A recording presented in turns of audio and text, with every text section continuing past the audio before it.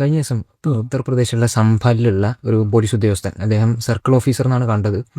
അവർ പറഞ്ഞൊരു കാര്യം, അനൂജ് ചൗധരി എന്ന് പറഞ്ഞ വെച്ചാൽ പിന്നെ ഹോളിയുമായി ബന്ധപ്പെട്ട് ഒരു പീസ് മീറ്റിംഗ് നടക്കുകയാണ്. അപ്പോൾ ഈ മീറ്റിങ്ങിനെടുക്ക് അദ്ദേഹം പറഞ്ഞൊരു റിമാർക്ക് എന്താണെന്ന് വെച്ച് കഴിഞ്ഞാൽ, പിന്നെ ഈ ഹോളി എന്നുള്ളത് വർഷത്തിൽ ഒരിക്കൽ മാത്രമേ വരുന്നുള്ളൂ. നിങ്ങളുടെ ഫ്രൈഡേ എന്ന് പറയുന്നത് വർഷത്തിൽ 52 പ്രാവശ്യമുണ്ട്. അപ്പോൾ ഒരു ദിവസം ഒരു ഫ്രൈഡേ വെള്ളിയാഴ്ച പ്രാർത്ഥനയൊക്കെ മാറ്റി വെച്ച് കഴിഞ്ഞാൽ ഒരു ഹാർമണി നമുക്ക് കൊണ്ടുവന്നുകൂടെ അല്ലേ? ഫ്രൈഡേ പ്രയറിനെ മാറ്റി വെച്ച് നമുക്ക് ഹോളി ആഘോഷത്തിലേക്ക് മാറ്റിക്കൂടെ എന്നുള്ള ആൾക്കും ഇവർ പറയുകയും ചെയ്തു. അപ്പോൾ ഇത് സമാജ്വാദി പാർട്ടി അതുപോലെ തന്നെ കോൺഗ്രസ് ഒക്കെ ഇതിനെ കണ്ടം ചെയ്തിട്ടുണ്ട്.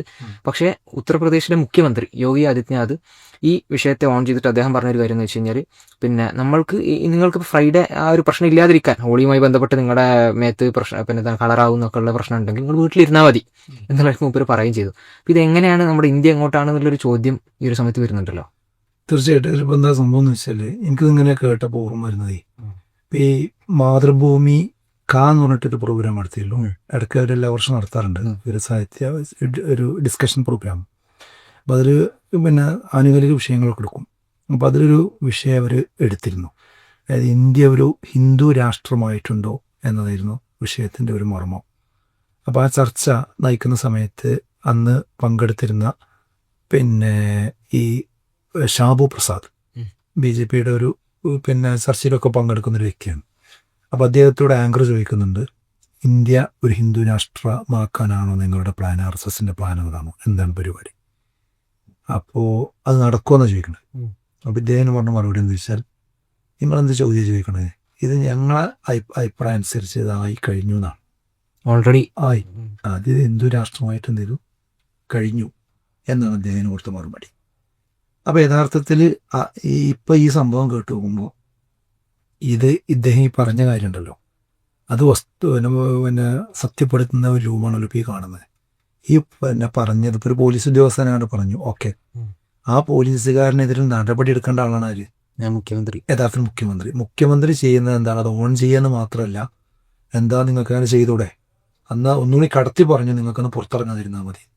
ഇവിടെ സംഭവിക്കണം എന്താണെന്ന് വെച്ചാൽ, ഒന്ന് ഇന്ത്യയുടെ പിന്നെ ഭരണഘടന അട്ടിമറിക്കപ്പെടുന്നു എന്നുള്ളതാണ്. ഇന്ത്യൻ ഭരണഘടനയുടെ ആർട്ടിക്കിൾ 25 മുതൽ 28 വരെയുള്ള പിന്നെ സംഗതികൾ നോക്കിക്കഴിഞ്ഞാൽ, ഇവിടെ നമ്മൾ ഓരോരുത്തർക്ക് അവരവരുടെ മതം വിശ്വസിക്കാനോ അംഗീകരിക്കാനോ ആചരിക്കാനോ അത് പ്രീച്ച് ചെയ്യാനുള്ള സ്വാതന്ത്ര്യമുണ്ട്. അപ്പോൾ ഈ മുസ്ലിമിനെ സംബന്ധിച്ചിടത്തോളം വെള്ളിയാഴ്ച എന്ന് പറഞ്ഞാൽ വളരെ പവിത്രമായ ദിവസമാണ്.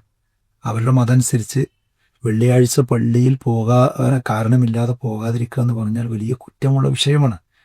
അപ്പോൾ അത് അങ്ങനത്തെ ഒരു സംഗതി പിന്നെ നടക്കാൻ പാടില്ല എന്ന് ഭരണകൂടം പറയുമ്പോൾ അവിടെ സംഭവിക്കുന്നത് എന്താ? ഈ ഭരണഘടനയുടെ ആർട്ടിക്കിൾ വയലേറ്റ് ചെയ്യപ്പെടുകയാണ്. അതാരാ ചെയ്യുന്നത്? ഈ പിന്നെ കൂടത്തിൻ്റെ സംരക്ഷിക്കപ്പെടേണ്ട ആളുകളാണ് എന്ത് ചെയ്യുന്നത്? ഭരണഘടന സത്യം ചെയ്തുകൊണ്ടാണല്ലോ അവരൊക്കെ അധികാരത്തിൽ വന്നിട്ടുള്ളത്. എന്നിട്ട് ആ ഭരണഘടനയിലുള്ള മതവിശ്വാസത്തിനും മതസ്വാതന്ത്ര്യത്തിനും എതിരായ വർത്തമാനം പറയുന്ന പോലീസുകാരെ അടക്കി നിർത്തേണ്ടതിന് പകരം അവർക്ക് ഓശാന പാടുന്നൊരു സ്വഭാവം പിന്നെ മുഖ്യമന്ത്രിമാർ ചെയ്യുക എന്ന് പറയുമ്പോൾ, അതിനുള്ളൊരു ധൈര്യം കിട്ടുക എന്ന് പറയുമ്പോൾ എന്താണ്, ഇത് രാഷ്ട്രമായി മാറി എന്നുള്ള ഇത് പറഞ്ഞിട്ടുണ്ട്. ഹിന്ദു രാഷ്ട്രമാണെങ്കിൽ എങ്ങനെയായിരിക്കും ഇവർ പറഞ്ഞാൽ, ഇപ്പം ഇത് ഓൾറെഡി ഹിന്ദു രാഷ്ട്രമാണെന്ന്. അപ്പം അതിൻ്റെ ഒരു പിന്നെ രീതിയിലൊന്നും നോക്കുകയാണെങ്കിൽ UP എന്നുള്ളത് അവരുടെ ഒരു വലിയ പിന്നെ ആ രീതിയിൽ അവർ കാണുന്ന ഒരു സ്ഥലം കൂടിയാണ്. അപ്പം അവിടെ ഇങ്ങനെയാണ് സംഭവിക്കുന്നതെങ്കിൽ ഒരു ഹിന്ദു രാഷ്ട്രമായി ആയിക്കഴിഞ്ഞാൽ എന്താ സംഭവിക്കുക എന്നുള്ളതിൻ്റെ ഒരു നേർചിത്രം കൂടിയാണ് ഇതിൽ കണ്ടു. തീർച്ചയായിട്ടും. അപ്പം ഇങ്ങനെ ആയിരിക്കും ഇതിങ്ങനെ പ്രഖ്യാപിക്കൊന്നും വേണ്ട, ഈ രീതിയിൽ ഓരോന്നോരോന്നും ഇങ്ങനെ ചെയ്തു വരികയും ചെയ്യുക. പിന്നെ മാത്രമല്ല, നമ്മളെ സെക്യുലറിസം എന്ന് പറഞ്ഞാൽ എന്താ? സെക്യുലറിസം എന്ന് പറഞ്ഞാൽ വ്യക്തികൾക്ക് മതമാകാം, ഭരണകൂടത്തിന് മതമാകാൻ പാടില്ല. ഇവിടെ ഭരണകൂടത്തിന് മതം ഉണ്ടാവുകയാണ്. ഭരണകൂടം ഒരു മതത്തിനെ ഓൺ ചെയ്യാണ്, മറ്റൊരു മതത്തിനെ ഈകഴ്ത്തി കാണിച്ചുകൊണ്ട്.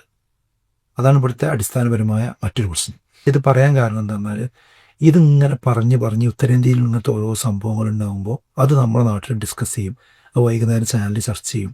ആ ചർച്ചയോടുകൂടി ഇങ്ങനത്തെ ഒരു മൈൻഡ് സെറ്റപ്പിലേക്ക് ഇന്ത്യയിലെ മൊത്തം സ്റ്റേറ്റുകളിലെ മാനസികാവസ്ഥയെ കൊണ്ടുവരിക എന്നുള്ളതാണ് എന്ത് ചെയ്യുന്നത്.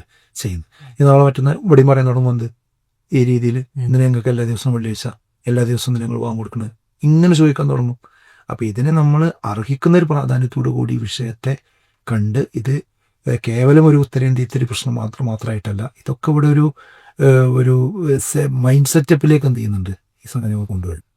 സബ് കോൺഷ്യസ്ലി ഇങ്ങനെയാണ് ഒരു പിന്നെ ഭൂരിപക്ഷ സമുദായക്കാരനാണെങ്കിൽ നമ്മുടെ പരിപാടിയൊക്കെ ഉണ്ടാകുമ്പോൾ മറ്റൊക്കെ ഒന്ന് അടങ്ങിയിരുന്ന അത്രയും നല്ലതാണെന്നുള്ളതും, ന്യൂനപക്ഷക്കാരന് അവരൊരു പ്രോഗ്രാം ഉണ്ടെങ്കിൽ അല്ലെങ്കിൽ അവരുടെ ഒരു പരിപാടി നടക്കുകയാണെങ്കിൽ നമ്മളൊന്ന് മാറിയിരുന്നാൽ അതൊക്കെയാണ് ഇപ്പോൾ ഇവിടെ നടക്കുന്നത് എന്നുള്ളൊരു മൈൻഡ് സബ് കോൺഷ്യസ്ലി അങ്ങനെ കൊണ്ടുവരിക എന്നുള്ളതാണ്. പിന്നെ ഭരണകൂടത്തിൻ്റെ മതം പറഞ്ഞപ്പോഴാണ് ഇപ്പോൾ ഇഫ്താർ, പിന്നെ ഇവിടെയുള്ള PM പ്രൈം മിനിസ്റ്റർ ഇഫ്താർ സംഘടിപ്പിക്കുന്നൊരു സംവിധാനം ഉണ്ടായിരുന്നു.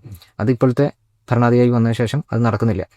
ഒരു മതത്തിനെ നമ്മൾ അങ്ങനെ കാണേണ്ടതില്ല, നമ്മളെ ഔദ്യോഗികതയിലേക്ക് കൊണ്ടുവരേണ്ട അദ്ദേഹം പറഞ്ഞു. പക്ഷെ അദ്ദേഹത്തെ നമ്മൾ വേറെ രീതിയിൽ കാണുന്നത് വെച്ചെങ്കിൽ പിന്നെ ഒരു ഭൂരിപക്ഷ മതത്തിന്റെ ഏറ്റവും വലിയൊരു പ്രതിഷ്ഠാ ദിനത്തിന്റെ ചടങ്ങിൽ അവിടെ ഏറ്റവും വലിയ ആളായിട്ട് ഇദ്ദേഹത്തെ കാണുകയും ചെയ്യുന്നുണ്ട്. അപ്പം ഒരു ഭരണകൂടത്തിന് മതം വന്നു എന്നുള്ളതിന്റെ ഒരു സൂചനയാണ് ഇതിനെ കാണുന്നത്. അത് പിന്നെ എല്ലാവരും ആ രീതിയിൽ ചർച്ച ചെയ്യണം എന്നുള്ളതാണ് എനിക്ക് തോന്നുന്നത്. അതെ, നമ്മൾ പറയുന്നത് എന്താ വെച്ചാൽ ഇന്ത്യയുടെ മാറി വരുന്ന ഒരു സാഹചര്യത്തെ നമ്മൾ ഓരോന്നും മൈന്യൂട്ടായിട്ട് സെർച്ച് ചെയ്തിട്ട് അതിൻ്റെ മറുവശം കൂടി ഓർമ്മപ്പെടുത്തി പോകണം. കാരണം എല്ലാവരുടെയും മറവിയെ ചൂഷണം ചെയ്തുകൊണ്ടാണ് ഇതൊക്കെ നടന്നുകൊണ്ടിരിക്കുന്നത്. ഭരണഘടന ഇങ്ങനെയാണ് എന്ന വിഷയത്തെ മറച്ചു പിടിച്ചുകൊണ്ടാണ് അതൊക്കെ ചെയ്യുന്നത്. അപ്പോൾ അവിടെ ഭരണഘടന ഉയർത്തിപ്പിടിക്കുകയും അത് സമൂഹത്തെ പഠിപ്പിക്കുകയും ഇതാണ് ഇന്ത്യ എന്ന് ഓർമ്മിപ്പിക്കുകയും ചെയ്യുക എന്നുള്ളത് വളരെ പ്രധാനമാണ്. അതുകൊണ്ട് അത് ഓർമ്മിപ്പിച്ചുകൊണ്ടേയിരിക്കണം. എന്തായാലും ഈ ഒരു ചർച്ച വരാനുള്ള ഒരു സാഹചര്യം കൂടി ഉണ്ടായിരുന്നു. ഹോളി എന്നുള്ളത് കഴിഞ്ഞ 1-2-3 വർഷങ്ങളിലായിട്ട് നമ്മൾ കാണുന്നത് അത്രയധികം പിന്നെ ഒരാൾ നടന്നു പോകുമ്പോൾ അയാളുടെ മേത്ത് ചായം പൂശുക, അത് പ്രത്യേകിച്ച് അന്യമതക്കാരനാണെങ്കിൽ പ്രത്യേകിച്ച് ചില വസ്ത്രങ്ങൾ ഉണ്ടെങ്കിൽ അവരുടെ മേത്തേക്ക് ഇങ്ങനെ ആക്കുക എന്നുള്ളതൊക്കെ. അപ്പോൾ ഒരു യഥാർത്ഥത്തിൽ ഇതിൽ പിന്നെ ഒരു നിലപാട് ആദ്യം പറയേണ്ടത് ആ മതത്തിൻ്റെ ആളുകൾ തന്നെയാണ്. ഞങ്ങളുടെ ആചാരങ്ങൾ എന്ന് പറഞ്ഞാൽ ഇങ്ങനെ അല്ല എന്നുള്ളത് അവരങ്ങനെ ഡിസോൺ ചെയ്യേണ്ട ഒരു സ്ഥലത്താണ് അതിനെ ഓൺ ചെയ്തുകൊണ്ടൊരു മുഖ്യമന്ത്രി വരുന്നു എന്നുള്ളൊരു സാഹചര്യം വരുന്നത്. തീർച്ചയായിട്ടും നമ്മൾ ഏതൊരു ആഘോഷവും ആരാധനയും പ്രോഗ്രാമും ആണെങ്കിലും അത് മറ്റൊരാളെ വിഷമിപ്പിച്ചുകൊണ്ടാകാൻ പാടില്ല എന്നത് എല്ലാ മതവിശ്വാസികളും എന്ത് ചെയ്യേണ്ടതുണ്ട്, ശ്രദ്ധിക്കേണ്ടതുണ്ട്. മറ്റൊരാൾക്ക് ഞങ്ങളുടെ ആരാധന കൊണ്ട് ആഘോഷം കൊണ്ട് ഒരു വിഷമമുണ്ടായത് ഇതൊരു സാമാന്യ ജനം. ഇപ്പോൾ കേരളത്തിലെ പിന്നെ ആളുകളോടൊക്കെ നമുക്ക് പറയാനുള്ളത് അതാണ്. നമ്മളൊരു കമ്മ്യൂണൽ ഹാർമണി ഇവിടെ നിലനിൽക്കണമെങ്കിൽ എല്ലാവരും അവരുടെ ആഘോഷങ്ങളും ആരാധനകളും നടത്തട്ടെ, പക്ഷെ മറ്റൊരാളെ ബുദ്ധിമുട്ടിക്കാതിരിക്കുക. അത് ഹോളിയാണെങ്കിലും പെരുന്നാളാണെങ്കിലും വെള്ളിയാഴ്ചയാണെങ്കിലും എല്ലാം.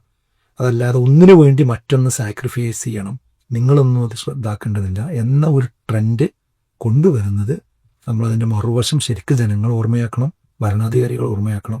ആ നിലക്ക് ഇവിടെയുള്ള മതനിരപേക്ഷ കക്ഷികൾ ഈ വിഷയത്തെ കൈകാര്യം ചെയ്യും. എന്തായാലും ഈ വിഷയത്തെ നോർമലൈസ് ചെയ്യാൻ ശ്രമിക്കുന്ന ആളുകൾക്ക് അത് അവരുടെ ശ്രമം വിജയിക്കാതിരിക്കാൻ ഇവിടെയുള്ള എല്ലാവരും ഒറ്റക്കെട്ടായി നിൽക്കണം എന്ന് തന്നെയാണ് സൂചിപ്പിക്കാനുള്ളത്. അസ്സലാമു അലൈക്കും വറഹ്മത്തുള്ളാഹി.